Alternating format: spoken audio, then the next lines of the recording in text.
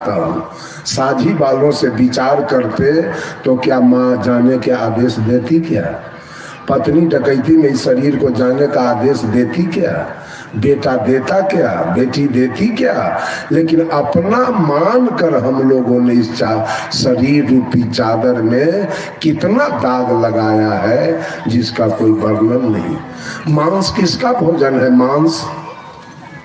मांस भोजन है काग और गिद्ध के। काग और गिद्ध भी सोच रहा है कि ये व्यक्ति कब मरे कि इसमें से दूर चोच नोच करके हम खा लें, हमारी संतुष्टि हो जाए। और मांस भोजन है कुत्ते और गीदड़ का। कुत्ता गीदड़ भी आप पर आस, जैसे आम में पेड़ पका हुआ है, आम में पियर आम पका हुआ है, आस किसका है कि गिरे तो खाएंगे? कुत्ता चाह रहा है कि गीदड़ कि लोमड़ी?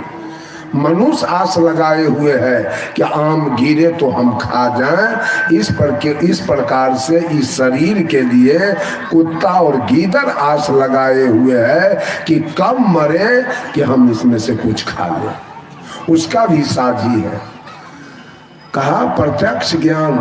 प्रत्यक्ष में जितने लोग हैं, आपने पहले माँ के गर्भ में 9 महीना रहकर इस साधन शरीर को पाया है। ये शरीर पाई हुई चीज है, अपना नहीं है शरीर। और मम्मी को पाया, पापा को पाया, दादा को पाया और दादी को पाया, नाना नानी को पाया, मामा मामी को पाया, चाचा चाची को पाया, भैया भाभी को पाया। जब कुछ टहलने लगे तो खिलौना पाया खेलने के लिए। कुछ और शरीर में होश हुआ तो स्लेट पेंसिल पाया पढ़ने के लिए। कुछ और होश हुआ तो कॉपी किताब पा गए पढ़ने के लिए। और जब पढ़ लिख के विद्वान हो गए तो नौकरी पा गए, और नौकरी मिल गई, उसके बाद विवाह हुआ तो पत्नी पा गए। पत्नी पाने के बाद बेटा पाए, बेटी पाए, और बेटा पाए तो निश्चित रूप से पुतोह पा गए, और बेटी पाए तो दामाद पा गए, और बेटा पुतोह पा गए तो पोता पोती मिल गया। फिर बेटी दामाद हुआ तो नाती नतनी मिला। फिर जमीन पाए, मकान पाए, गाड़ी घोड़ा पाए, गाय भैंस पा गए, पलंग तोशक तकिया रजाई सब कुछ पा गए। पाने की बारी है, आपने सब कुछ पाया। अब छोड़ने की बारी आ रही है। आपका खुद उम्र 50 हो गया। अब तो दादा दादी को छोड़ दीजिए, नाना नानी को छोड़ दीजिए, मौसा मौसी को छोड़ दीजिए, मम्मी पापा को छोड़ दीजिए, चचा चाची छूट गए, सब छूट गए। उसके बाद आपका उम्र अब 60 पर पहुंच रहा है। अब आपकी नौकरी छूटेगी। जिस चीज को आपने पाया वो सबको छोड़ देना है। अब आपकी नौकरी छूटेगी। जितने लोग नौकरी पाए थे सबकी नौकरी छूट चुकी है। नौकरी छोड़ेंगे, नौकरी छूट गई, हो सके पत्नी आपसे छूटेगी। अब पत्नी छूट गई, उसके बाद और आपका उम्र बढ़ गया, आप 70 पर चले गए। अब जमीन आपसे छूटेगा, क्योंकि खेत में जाने लायक नहीं रह गए। बेटा कहेगा पापा जी खेत में जाएंगे, और कहीं ठेस के गिर गए तो मुंह कान टूट जाएगा। खेत में जाना बंद हुआ, खेत छूट गया। माल मवेशी के निकट जाने लायक नहीं रह गए, माल मवेशी छूट गया। उसके बाद अब 80 अब पार कर रहे हैं। अब पैखाना पेशाब खोखी खकार बाहर नहीं फेंकने लायक है तो घर छूटेगा। कहेगा घर से पप्पा को बाहर करो, तो घर से बाहर हो गए, घर छूट गया। उसके बाद आपका बिछावन भी छूट जाएगा, और बिछावन छूट गया। अंत में जिस शरीर को आपने पकड़ा था वो शरीर भी अंत में आपसे छूट जाएगा। आपका है क्या? किस चीज पर आपका अहंकार है? कौन धन संपत्ति पर आपको अहंकार है? क्या है आपका? कुछ है यहाँ? कुछ नहीं है। ये सारे प्रत्यक्ष है। और प्रत्यक्ष ज्ञान प्रत्यक्ष से, मैं नहीं कहता हूं कि प्रत्यक्ष ज्ञान आपका सच्चा साथी नहीं है, तो मैं नहीं कहता हूं कि माँ को छोड़ दीजिए, पिता को छोड़ दीजिए, मकान को छोड़ दीजिए, जमीन को छोड़ दीजिए और बेटा बेटी को छोड़ दीजिए। ऐसी बात नहीं है। यह धन एक साधन के रूप में, इसे साधन के जैसा काम लिया जाए। सदगुरु कबीर बीजक के ज्ञान चौतीसा में कहते हैं, थथा अथा था हो नहीं जाई, ई थिर ऊ थिर नाही रहाई, तो थोड़े थोड़े फिर हो भाई, जस थम्भे जस मंदिर थमाई। थथा अथा, ये संसार अथा है, किसी ने इसका भेद पाया नहीं आज तक। थथा अथा था हो नहीं जाई, ई थिर ऊ थिर नहीं रहाई। आपके लिए शरीर और संसार, देह और दुनिया दोनों नहीं रहेगा, छूट जाएगा दोनों। ई थिर ऊ थिर नहीं रहाई, तो थोड़े थोड़े थिर हो भाई। आप खुद थिर हो जाइए, ये दुनिया थिर नहीं रहेगा, आपका शरीर थिर नहीं रहेगा, आप थिर हो जाइए। थोड़े थोड़े थिर हो भाई, उदाहरण दिया, जस खंभे जस मंदिर थमाई।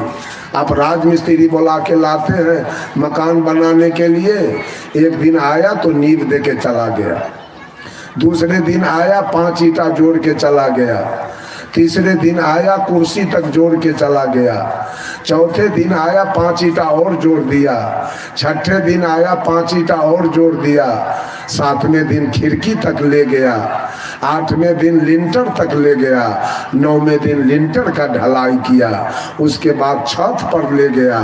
छत पर ले जाने के बाद वो क्या करता है, सेंटरिंग करना शुरू किया। सेंटरिंग कर लिया, ढलैया हो गया। अब फिर भी अगर जिस खूंटा पर सेंटरिंग खड़ा किए थे वो खूंटा अगर नहीं निकला है, फिर भी वो घर रहने लायक नहीं है। जब 1 महीना बीत जाएगा, सेंटरिंग खुल गया, तब वो घर आपका रहने लायक हो गया।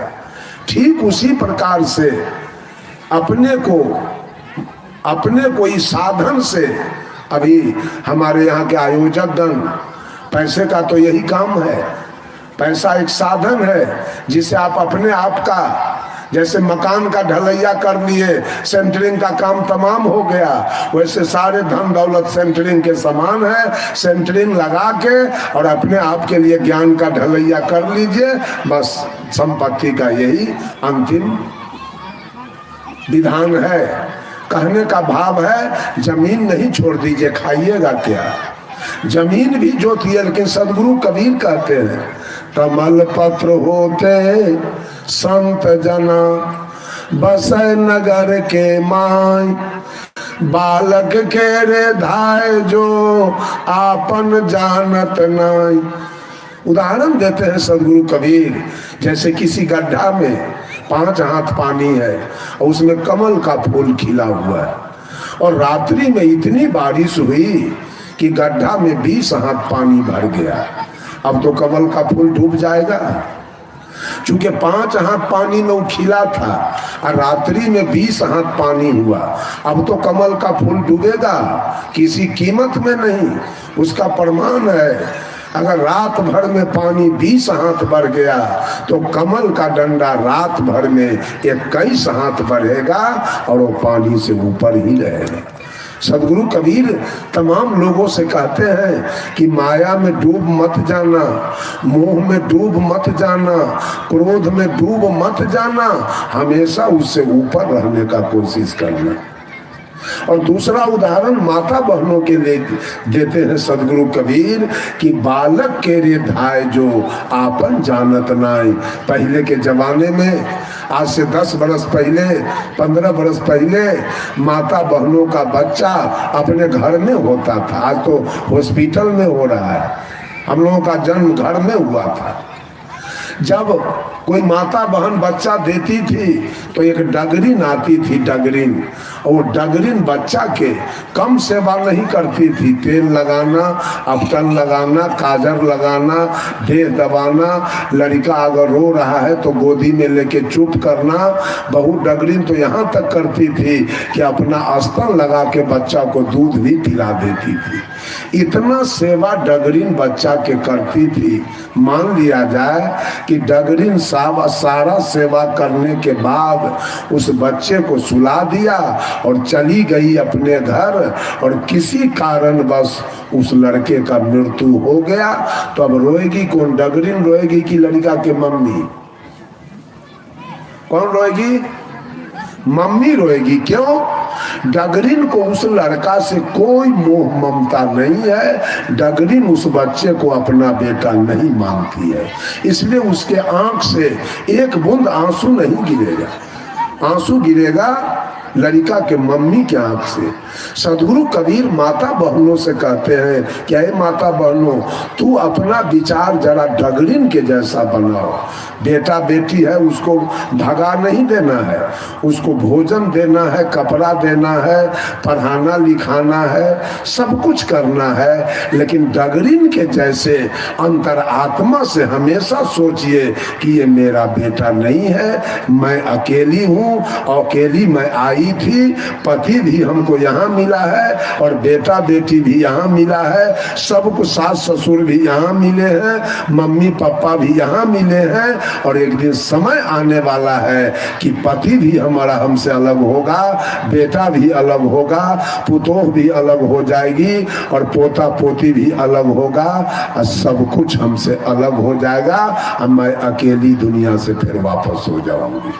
ये ज्ञान अगर मनुष्य को हो जाए तो इसके जीवन में दुख कहां से आएगा, अशांति कहां से आएगी। लेकिन आज एक महिला अपने गोतनी से बेईमानी कर रही है, भाई भाई से बेईमानी कर रहा है, चचा भतीजा से बेईमानी कर रहा है, साला बहनोई से बेईमानी कर रहा है, ससुर दामाद से बेईमानी कर रहा है, गुरु चेला से बेईमानी कर रहा है। क्यों?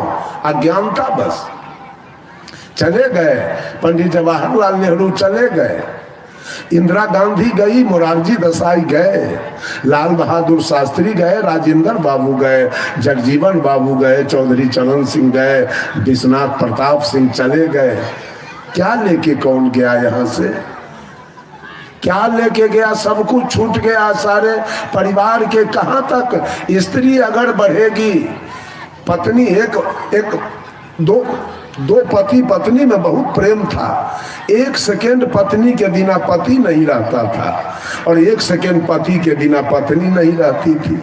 लेकिन पत्नी देखी कि जरा हम अपने पत्नी को परीक्षा लेके देखें कि हमसे इसका कितना प्यार है। पत्नी कहती है, जी सुनो, एक बात तुमसे पूछना है। कहा बोलो। हम में तुम में तो प्रेम काफी है। कहा बिल्कुल। मेरे बिना तू नहीं और तेरे बिना मैं नहीं। कहा बिल्कुल। मान लो एक बात मैं पूछ रही हूँ, अगर मैं मर गई तो कहा ऐसी बात मुंह से मत निकालो, हम सुनना नहीं चाहते। काहे पगले, मैं मर रही हूँ, एक बात पूछ रही हूँ, इतना प्रेम है, अगर मैं मर गई तो कहा मैं तुरंत डॉक्टर बुला के लाऊंगा, मरने नहीं दूंगा। कहा तू पागल हो, मैं मर रही हूँ, एक बात पूछ रही हूँ, मैं मर गई तो उसका दूल्हा कहा मैं पागल हो जाऊंगा। तो पत्नी पूछ रही है, पागल हो जाओगे, दूसरी शादी नहीं ना करोगे? कहा पागल क्या करेगा, इसका क्या ठिकाना है। कहा मैं समझ गई हमसे कितना प्यार तुम्हारा है, मैं मरूंगी और तू दूसरा विवाह कर लेगी, यही तो हमारा तुम्हारा प्यार है। ये सारे स्वार्थ के भरत शर्मा व्यास गाया, ये दुनिया के चाल दुरंगी, केहू होला न केहू के संगी। यहाँ किसी का कोई सच्चा साथी है नहीं। पति मर जाए तो पत्नी दूसर शादी करे, और पत्नी मर जाए तो पति दूसर करे। यहाँ वास्तविकता क्या है? यहाँ तो स्वार्थ के सिद्धि में सब लोग लगे हैं, सब कुछ छूट जाएगा। लेकिन इस मोह और ममता के कारण हमारा आध्यात्मिक जीवन भी रसातल में जा रहा है, हमारी भक्ति भी बिगड़ रही है, हमारा कल्याण का जो रास्ता है वो भी बर्बाद हो रहा है। और ये तो बंधन छूट जाए करेगा, मोह ममता छूट जाएगा, अब मोह के चलते भक्ति छूट रही, दोनों छूटना है। जिस पाप कर्म करके आप धन बनाते हैं, अधर्म करके धन बनाते हैं, तो धन तो छूटेगा, सबका छूट गया। दरभंगा महाराज का छूट गया, हथुआ टेकारी और बेतिया राज का छूट गया, नरघोघी पातेपुर सबका राज, नरहन का राज छूट गया। अभी चल के देखिए दरभंगा महाराज का जो बिल्डिंग सब है उसमें 2-2 यूनिवर्सिटी चल रही है, एक नहीं, एक कामेश्वर सिंह संस्कृत विश्वविद्यालय और एक ललित नारायण मिश्रा मिथिला विश्वविद्यालय। कितना बिल्डिंग है, और हर बिल्डिंग के आगे में पोखर है, तालाब, हर बिल्डिंग के आगे में तालाब है। आप राजनगर में जाके देखिए, वो बिल्डिंग सब में अभी एसएसपी का जवान रह रहा है, नेपाल के सीमा पर का जवान सब, वो एक एक बिल्डिंग अभी आपको दिखाया जाए तो 1 करोड़ से ज्यादा में एक मंदिर तैयार होगा। इतना 40-40 इंची चौड़ा का दीवार सब है, और सारा ईंट पत्थर का है, एक भी मिट्टी का नहीं। आज तक इतना बरस बीत गया, एक भी ईंट में नुंची नहीं पकड़ा है और झाड़ा नहीं है एक भी, वैसे के वैसे पड़ा हुआ, सब छोड़ के चले गए। एक